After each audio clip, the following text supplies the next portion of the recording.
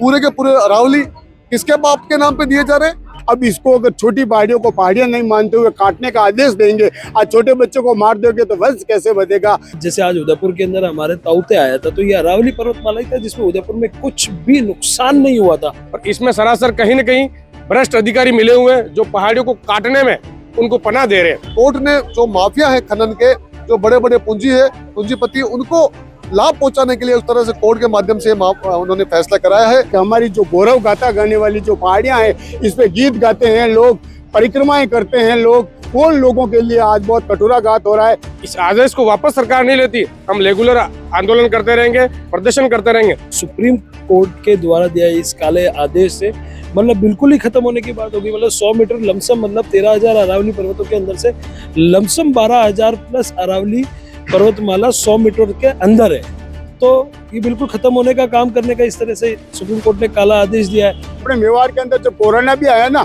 तब लोगों ने आराम से उस पहाड़ियों के चरणों में चले गए, गांवों में चले गए, शहर छोड़ के गांवों में रहे, लेकिन इतना बड़ा भयावह कोई घटना नहीं देखनी पड़ी। उसका कारण था ये अरावली की शुद्ध ऑक्सीजन। अगर इन पहाड़ियों को काटने का प्रयास किया तो करणी सेना सर्व समाज के साथ मिलकर और आने वाले समय में बड़ा आंदोलन करेगी। लेकिन कोर्ट में जो हमारे केंद्रीय मंत्री वो बड़ी बेशर्मी से ये बात नहीं कहकर जो उसको जस्टिफाइड करने का काम करे। वो माफियाओं का, नेताओं का, कॉर्पोरेट घरानों का फायदा हो रहा है। आम जनता रोड पे बैठी हुई ये आशा लेकर, ये गरीब मजदूर वर्ग रोडों पर अपनी धरोहर बचाने के लिए, इनको पैसा नहीं चाहिए, इनको सिर्फ अपनी धरोहर बचानी है। कि अगर एक पहाड़ी भी कटी तो हमारी लाशों पर होकर इनको गुजरना होगा, हमारी जान दे देंगे और पहाड़ी नहीं कटने देंगे। पूरे देश में जो प्रधानमंत्री है वो ये कह रहे हैं कि भाई एक पेड़ माँ के नाम, बहुत अच्छी बात है हमारे देश के परिवार को बचाने के लिए।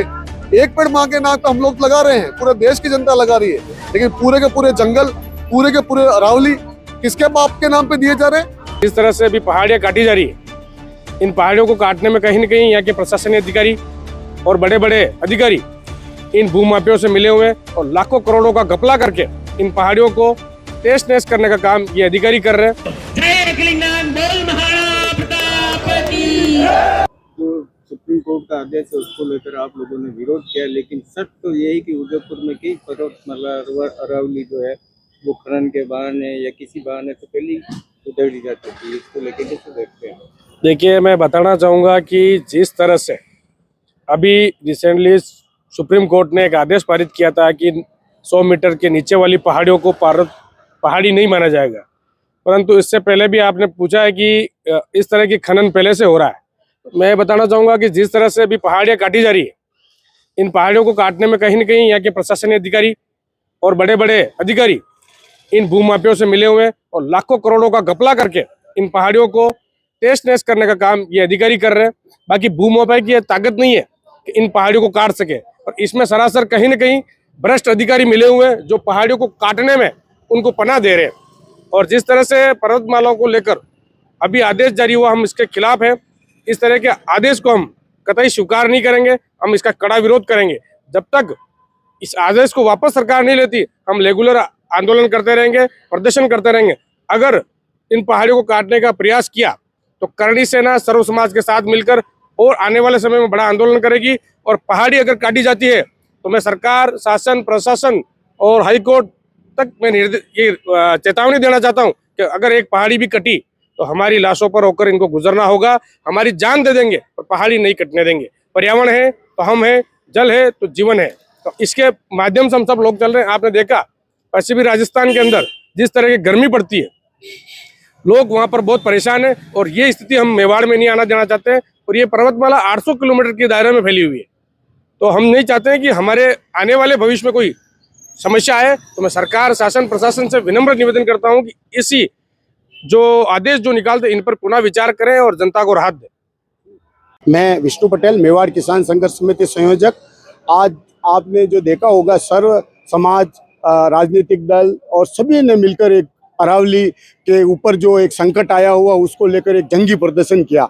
ये प्रदर्शन करने का एकमात्र कारण ये है कि जो अरावली है हमारे मेवाड़ की शान है, गौरव है। यहाँ पर महाराणा प्रताप ने जो पूज्य हैं हिंदुआ सूरज कहते हैं, उन्होंने अकबर से लोहा लिया था। और ये आज जो पहाड़ी को जिस तरह से सरकार ने, सुप्रीम कोर्ट ने कहा है 90.9 मीटर जो काटने का अनुवाद दिया, आधे पैर कट जाएंगे तो कैसे जीवित रहेगा ये आदिवासी लोग हैं, यहाँ से जो वन क्षेत्र के जीव हैं, उनको लेकर हमारे में एक वो संचय बना हुआ है। क्योंकि कहीं सरकार कहते हैं एक पेड़ माँ के नाम, लेकिन इतनी बड़ी गुजरात से लेकर दिल्ली तक जो अरावली है, आप देखते हो कि पश्चिमी की रेती को रोकने का काम ये कर रही है, कहीं कहीं बैरिकेड का काम ये अरावली कर रही है, भूकंप को रोकने का काम ये कर रही है, तूफानों को रोकने का ये काम कर रही है। अब इसको अगर छोटी पहाड़ियों को पहाड़ियां नहीं मानते हुए काटने का आदेश देंगे, आज छोटे बच्चों को मार दोगे तो वंश कैसे बढ़ेगा? वही डर हमारे इस आदिवासी क्षेत्र को सता रहा है। मेवाड़ के आम जन, किसान, हर वर्ग को ये डर सता रहा है कि हमारी जो गौरव गाथा गाने वाली जो पहाड़ियां हैं, इस पे गीत गाते हैं लोग, परिक्रमाएं करते हैं लोग, उन लोगों के लिए आज बहुत कटोराघात हो रहा है। मैं तो सरकार से ये निवेदन करना चाहता हूँ, सुप्रीम कोर्ट के इस फैसले पर निवेदन करना चाहता हूँ कि अपने फैसले पर विचार करें और तुरंत प्रभाव से जो ये फैसला दिया उसे वापस लें। क्योंकि अगर नहीं लेंगे तो इस मेवाड़ के अंदर बहुत बड़ा आंदोलन होगा, उसकी सर्व जिम्मेदारी प्रशासन की। राजस्थान जो है, मेवाड़ है अपना, वो हाँ। अरावली से बचा हुआ है, हर प्रदूषण से बचा हुआ मतलब है। मेवाड़ जो है ना, आप देखते हो दिल्ली में लोग मास्क लगा के घूम रहे हैं, और दिल्ली में आप देख रहे हो, और अपने मेवाड़ के अंदर जब कोरोना भी आया ना, तब लोगों ने आराम से उस पहाड़ियों के चरणों में चले गए, गांवों में चले गए, शहर छोड़ के गांवों में रहे, लेकिन इतना बड़ा भयावह कोई घटना नहीं देखनी पड़ी। उसका कारण था ये अरावली की शुद्ध ऑक्सीजन जो मिल रही है हमें। इस उदयपुर को जिलों की नगरी कहता, पर्यावरण की दृष्टि से इसको इतना बड़ा महाराणाओं ने बनाया है। अब अगर ये चारों तरफ से गिरी हुई हरी पहाड़ियां अगर खानों में तब्दील होती है, इसका खनिज निकाल कर भूमाफिया ये ले जाएंगे, तो आने वाले समय हमारे लिए बहुत घातक होगा सर। कहीं ना कहीं ये ऐसा कहा जा रहा है कि भूमाफिया को लाभ दिलाने के लिए बिल्कुल सर, ये क्या कॉर्पोरेट, आज आप देखिए लोगों को पट्टे मिल नहीं रहे हैं, लोग दर दर भटक रहे हैं। आप खान विभाग में जाकर एक इंटरव्यू लीजिए, हजारों लोगों को 200 बीघा 100 बीघा जमीनें आवंटन हो रही है खान खोदने के लिए, और वो लोग दिल्ली से, यहाँ पर पूरे राजस्थान से आप खान विभाग में चले जाइए, भूमाफियाओं का, नेताओं का, कॉर्पोरेट घरानों का फायदा हो रहा है। आम जनता रोड पे बैठी हुई ये आशा लेकर, ये गरीब मजदूर वर्ग रोडों पर अपनी धरोहर बचाने के लिए, इनको पैसा नहीं चाहिए, इनको सिर्फ अपनी धरोहर बचानी है, सिर्फ अपने आप को, एक गौरव को बचाना है, ये इसीलिए। जी सर, जिस तरीके से आप अरावली बचाओ को लेकर आंदोलन कर रहे हैं, लेकिन सच तो ये है कि उदयपुर के कई पहाड़ी इलाके पहले ही खत्म कर दिए गए, इसको लेकर आंदोलन आज तक कभी नहीं हुआ है। अब सुप्रीम कोर्ट के आदेश के बाद ये आंदोलन किए जा रहे हैं, कैसे देख रहे हैं आप? जय कलीनाथ, आपकी बात में बहुत सच्चाई है, लेकिन आज तक आसपास की जो जिस तरह से अरावली के ऊपर धनाढ़ी व्यक्ति रिजॉर्ट बनाने का काम, माइनिंग करने का काम कर रहे थे, उस पर प्रशासन कहीं कार्रवाई करता था, कहीं नहीं करता था। लोग डरते थे और माइनिंग भी कम करते थे और डर के करते थे, कहीं उससे बचाव रहता था। लेकिन सुप्रीम कोर्ट के द्वारा दिया इस काले आदेश से मतलब बिल्कुल ही खत्म होने की बात होगी। मतलब 100 मीटर लमसम, मतलब 13,000 अरावली पर्वतों के अंदर से लमसम 12,000 प्लस अरावली पर्वतमाला 100 मीटर के अंदर है, तो ये बिल्कुल खत्म होने का काम करने का इस तरह से सुप्रीम कोर्ट ने काला आदेश दिया है। तो हम तो ये चाहते हैं कि इस आदेश को रोका जाए और अरावली पर्वतमाला भारत नहीं पूरे विश्व की सबसे पुरानी पर्वत श्रृंखला है, जो कि राजस्थान, हरियाणा, दिल्ली तक लोगों को अच्छा श्वास, अच्छी जल व्यवस्था, उसके बाद जैसे आज उदयपुर के अंदर हमारे ताउते आया था, तो ये अरावली पर्वतमाला ही था जिसमें उदयपुर में कुछ भी नुकसान नहीं हुआ था। तो मेवाड़ के अंदर तो अरावली ने हर समय किसी न किसी रूप से रक्षा करी, और उसके बाद जंतु, जीव, जानवर, मतलब इतनी सब लोग, वो बेचारे पशु पक्षी कहाँ जाएंगे आप बताओ? ये मेरा ये है कि आंदोलन तो होते हैं, लेकिन धीरे धीरे ये आंदोलन समाप्त हो जाता है और वही सामने दिखता है जो आदेश जारी किया जाता है। नहीं, ऐसा नहीं है, ये आंदोलन जारी रहेगा। अरावली पर्वत श्रृंखला के लिए हर आम आदमी, हर इंसान के मन में है कि ये कृत्य नहीं होना चाहिए। आज वामपंथी दलों की ओर से अरावली बचाने और मनरेगा में जो परिवर्तन करके उसको नया कानून बनाया जिसमें रोजगार की गारंटी का अधिकार खत्म किया है, उसके खिलाफ यहाँ पे कार्यकर्ता इकट्ठे हुए और जिला कलेक्टर को राष्ट्रपति के नाम पर ज्ञापन दिया। दरअसल आज हमने स्टेटमेंट हमारे जो केंद्रीय मंत्री है भूपेंद्र यादव उनका पढ़ा, और उन्होंने ये कहा अरावली के मामले में कि ये जो फैसला आया सुप्रीम कोर्ट का, इसका मतलब ये नहीं है कि भाई खनन की स्वीकृति आम जो वो खनन करने वाले लोग हैं उनको दे दी जाएगी। 99% उदयपुर का और 98% राजसमंद का जो एरिया है इसी तरह से अलग अलग एरिया के बारे में उन्होंने कहा कि ये उससे बच्चे रहेंगे, खनन नहीं कि हम लोग करने देंगे। लेकिन एक तरह से बिल्कुल झूठ है। एक बात तो हम ये कहना चाहते हैं, जैसे उन्होंने एक बात और भी कही राजनीतिक रूप से, कि भाई ये कांग्रेस के जमाने में उन्होंने अपील की थी सुप्रीम कोर्ट में, कांग्रेस की सरकार थी, और उसके बाद में सुप्रीम कोर्ट ने जब लौटा दिया उसको कि भाई ये हाई कोर्ट के आदेश के खिलाफ, जिसमें हाई कोर्ट ने खनन की स्वीकृति नहीं दी, उसके खिलाफ कांग्रेस सरकार ने अपील की थी। ये बात जरूर उन्होंने अपील की थी, लेकिन आज की तारीख में हम लोग जो बात करें वो ये बात है कि आज केंद्रीय सरकार और जो राजस्थान की सरकार है उनके प्रतिनिधि कोर्ट में उपस्थित हुए थे, और अरावली की जो परिभाषा है उस पे उन्होंने ये परिभाषा कोर्ट के सामने रखी थी, या मान लीजिए पिछली सरकार ने रखी थी। तो क्या ये सरकार की जिम्मेदारी नहीं थी कि उस अरावली की जो परिभाषा है उसको सही रूप से सरकार में रखे? दरअसल कई बार क्या होता है कि सरकारों को अपनी नीतियां लागू करनी होती है, लेकिन कई कानून ऐसे होते हैं जो उनके सामने ब्रेक का काम करते हैं, बैरियर का काम करते हैं, तो वो खुद कोर्ट में जाती है और कोर्ट के माध्यम से ऐसे ऑर्डर कराती है।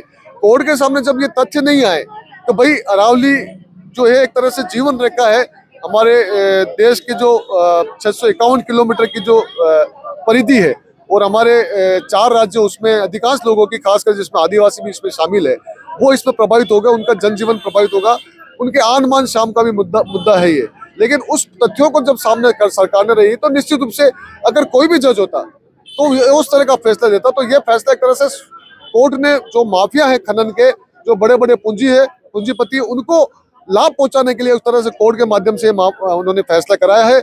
इसलिए हम लोग ये मांग कर रहे हैं कि कोर्ट में वापस हमारे जो है केंद्र सरकार जाए, राज्य सरकार जाए, और वो रिव्यू पिटीशन पेश करे और ये कहे कि नहीं इस तरह से गलत फैसला किया, ये तथ्य सामने आए नहीं है। निश्चित रूप से कोर्ट है उसको बदलने का काम करेगी, लेकिन कोर्ट में जो हमारे केंद्रीय मंत्री, वो बड़ी बेशर्मी से ये बात नहीं कहकर जो उसको जस्टिफाइड करने का काम करे और राजनीतिक रूप से कांग्रेस पर अटैक करने का काम कर रहे हैं, तो वो अपना करे। एक बात और भी मैं कहना चाहता हूँ, हमारे पूरे देश में जो प्रधानमंत्री है वो ये कह रहे हैं कि भाई एक पेड़ माँ के नाम, बहुत अच्छी बात है हमारे देश के परिवार को बचाने के लिए। एक पेड़ माँ के नाम तो हम लोग लगा रहे हैं, पूरे देश की जनता लगा रही है, लेकिन पूरे के पूरे जंगल, पूरे के पूरे अरावली किसके बाप के नाम पे दिए जा रहे हैं? ये मतलब मुझे ऐसे शब्द बोलते हुए अच्छा नहीं लगता, लेकिन इस तरह की जो नीतियां हैं उससे स्पष्ट होता है कि आपका जो सोच है, आप जो बेईमानी कर रहे हैं, आप गुंडागिर्दी कर रहे हैं, आप लोगों को गुमराह कर रहे हैं, वो जनता समझ चुकी है। और जनता जो है ये जो लड़ाई है, जब तक इस रिव्यू पिटीशन से इसको बचाने की और इसको संरक्षित करने की जब तक नहीं लड़ी जाए, जब तक इसको नहीं होगा।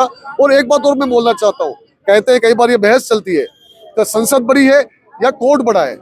मैं एक तीसरी बात कहना चाहता हूँ, ना संसद बड़ी है ना कोर्ट बड़ा है, सबसे बड़ा हमारे देश का नागरिक है। अगर उसके हित पर कोई भी विपरीत प्रभाव पड़ेगा तो उस देश की जो जनता है वो सामने आएगी और उसका मुकाबला करेगी। इसके साथ में हम लोग जो दूसरा जो मुद्दा है, मनरेगा में 200 दिन रोजगार देने का और साथ ही साथ में 600 रुपये प्रतिदिन मजदूरी करने का, लेकिन सरकार ने जो ये भी योजना लाए हैं बीबी राम जी करके, उस माध्यम से वो एक तरह से राशनिंग का जो है, जो रोजगार की गारंटी का 100 दिन का अधिकार था, उसको बदल के राशन की जो व्यवस्था है, दया की जो व्यवस्था है, वो करके एक तरह से गुमराह करने का काम करिए। 125 दिन रोजगार देने की बात आज हमने पढ़ी है, पिछले 5 साल का औसत निकाले तो 50.35 दिन एक व्यक्ति को रोजगार मिला जिसने आवेदन किया। तो इस तरह की जो चीजें आ रही है जो तथ्यों के बिल्कुल विपरीत है। इसलिए ये जो देश की जनता है, मेरी ये समझ है कि आने वाले वक्त में आपको सड़क पर ये जरूर हो सकता है कि लाल झंडे की जो संख्या है वो संसद में कम है, लेकिन सड़क पर आज भी लाल झंडे की ओर देश की जनता देखती है और सड़कों पर संघर्ष करके हम लोग आपको मजबूर करेंगे कि ये जो नीति आप पूंजीपतियों को लाभ पहुंचाने की, खनन माफिया को लाभ पहुंचाने की बना रहे हैं, उसको बदलने के लिए आपको मजबूर होना पड़ेगा। मेरा नाम राजवर्धन सिंह खिलावत है। और किस लिए सर आज आप यहाँ पे? यही कि हम अरावली को बचाएं, इसलिए तो मेरा सबसे पहले माँ अमृता देवी के स्लोगन से मेरी शुरुआत करना चाहूँगा कि सिर साटे रुक रहे तो भी सस्तो जान। अगर एक सिर के बदले अगर एक पेड़ बचता है तो भी हमारी जान उस पेड़ की अपेक्षा सस्ती है, ये कहा था। आज जिस प्रकार का निर्णय लिया गया है एक जीते जागते सभ्यता के पालने को, जिसके अंदर कई सभ्यताएं खेली है, आयड हो गई, बहराट हो गई, गिलुंद हो गई, ये सभ्यताएं खेली, जिसके अंदर से कई नदियों का उद्गम होता है। जैसे गोगुंदा हिल से हमारी बेड़च निकलती है, खमनोर बाड़ियों से हमारी बनास निकलती है, बहराट से हमारी बाणगंगा निकलती है। उनको नष्ट करने की जिस प्रकार का ये एक प्लान तैयार किया गया, इससे पूरा राजस्थान वासी और लगभग पूरा देशवासी और नॉर्थ इंडियन सबके सही कहीं ना कहीं हताश है। हमें ये सोचना होगा कि जिस प्रकार से जिस हिमालय का जिस संदर्भ में भारत के परिप्रेक्ष्य में जो काम है, वही अरावली हमारे लिए कर रही है।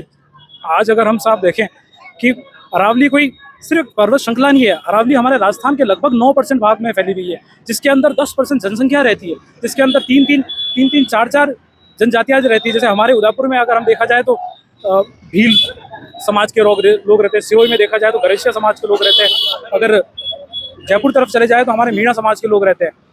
और ये कहीं ना कहीं एक नेचुरल बाउंड्री है राजस्थान का। अगर हम क्षेत्रफल भी देखना चाहें तो लगभग 3,44,000 या 42,000 किलोमीटर का क्षेत्रफल है, जिसके अंदर से 60% भाग पे मरुस्थल है और 40% भाग पे जो हमारी नॉर्मल लिविंग कंडीशन है उसके अंदर अगर हम देखा जाए तो ये कहीं ना कहीं मरुस्थल को बढ़ने से रोक रहा है। अगर यही नहीं होगी तो मरुस्थल राजस्थान को पार कर एमपी तक जाने में भी उसको समय नहीं लगेगा। आज अगर हम देखें लगभग 300 नेटिव स्पीशीज अरावली के अंदर है, कई नदियां यहाँ से निकल रही है, कई सरकार की परियोजनाएं यहाँ से चालू हो रही है। तो आपकी सरकार से क्या मांग है? हमारी सरकार और उच्च न्यायालय से यही है कि उनके पास ये प्रावधान है जुडिशियल रिव्यू का, तो उसके अंदर कहीं ना कहीं इस चीज़ को रिव्यू करा जाए और इस फैसले पर गौर करा जाए कि ऐसा ना हो, जो पहले जो था उसको रिस्टोर, उस फॉर्म में रिस्टोर किया जाए। हमारी सरकार से सभी ने यही निवेदन है कि अगर हम यही करेंगे तो आज जैसे कि सरकार का एक बहुत अच्छा प्लान है कि हम 1400 किलोमीटर तक ग्रीन बेल्ट इनिशिएटिव ला रहे हैं अरावली के लिए, कि जिसके अंदर हम अरावली को डेजर्टिफिकेशन को रोकेंगे। तो अगर हम अरावली को ही खत्म कर देंगे तो वो डेजर्टिफिकेशन प्लान का क्या मतलब है। तो मेरा सरकार से यही निवेदन है कि प्लीज़ आप इस चीज़ को वापस एक बार सोचें और जैसी वो डेफिनेशन थी उसको वैसे ही रिस्टोर करा जाए।